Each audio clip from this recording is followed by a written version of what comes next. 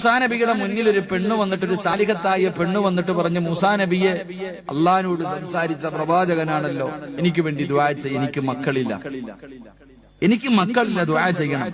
മൂസാ നബി അള്ളാഹുവിനോട് ദുആ ചെയ്തു, അല്ലാഹ് ഈ പെണ്ണിന് നീ മക്കളെ കൊടുക്കണേ അല്ലാഹ്. അല്ലാഹ് പറഞ്ഞു അവള് പ്രസവിക്കൂല.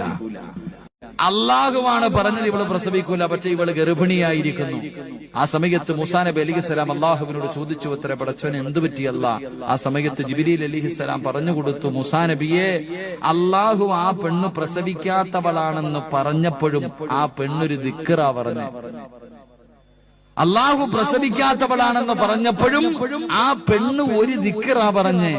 ആ ദിക്റ് പറഞ്ഞത് കാരണം അള്ളാഹു തന്റെ തീരുമാനം മാറ്റിയെന്ന് നബി മുഹമ്മദ് മുസ്തഫ.